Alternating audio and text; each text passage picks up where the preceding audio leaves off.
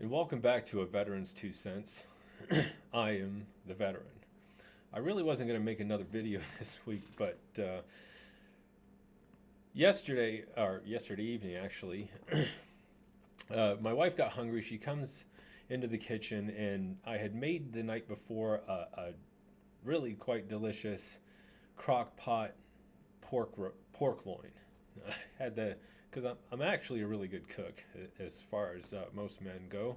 Uh, so she grabs a plate, and I didn't have any regular bread, so she grabs a hamburger roll, and she's putting it all together, and she puts the roll down, and she puts all the pork and a little bit of potato and everything on, and puts the top of the bun on, and goes and sits at the table.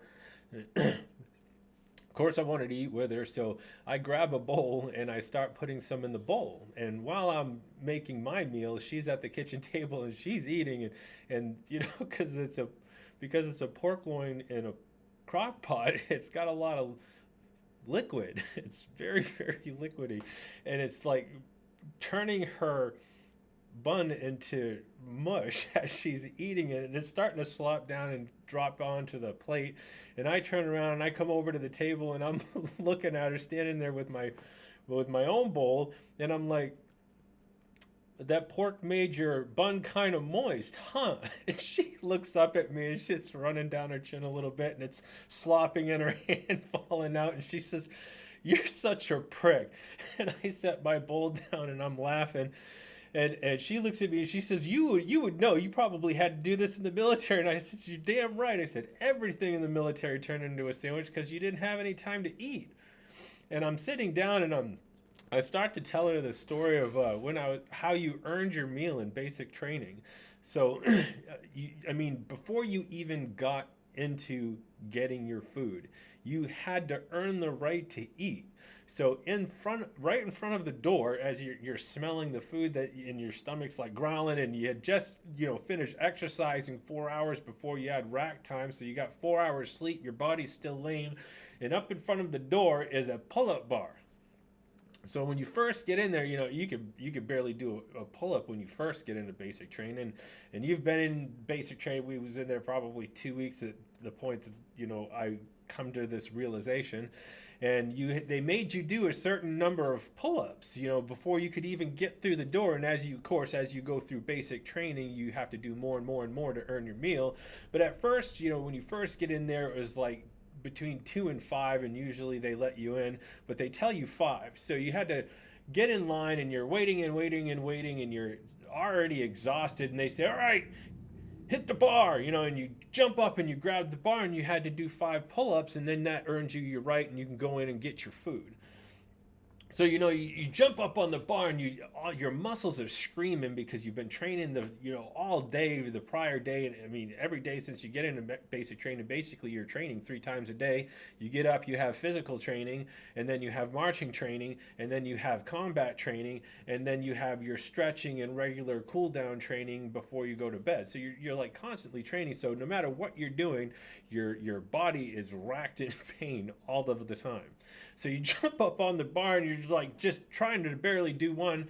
And by the time you get to the 4th one, you blow out a fart, and you're wondering if you left a streak in your underwear, and wondering if you have to go change. And by the time you finally pull up the 5th one, you've probably actually shit yourself, and now you have to go eat. So you jump off the bar, and you go in, and as you're going in the line, they have several different things you can choose from. Most of it's pre-made, and if it's not, these cooks are like fantastic. They can cook you an omelet in like 30 seconds. They just throw it down on the plot, and dump all the stuff into it, fold it up, and throw it on your plate. But all the other stuff is like bacon or whatever if you want all that stuff. But you had 30 seconds to grab your meal. Okay, 9 times out of 10, what you're going to do is you're going to grab an omelet. Why? Because it has everything you need in it. Everything. Like vegetables, and they throw little pieces of bacon in there. I mean, it's a fabulous omelet, actually. But it allows you to have this great, I mean, and they're huge. They're like 3 eggs. So it allows you to get all of the nutrients you need, and they slap it on your plate, and then you go to the table, and it slides down your throat. So it's like swallowing an eel. It's just so you can eat it in the time frame that they give you, because you get 30 seconds to get your meal.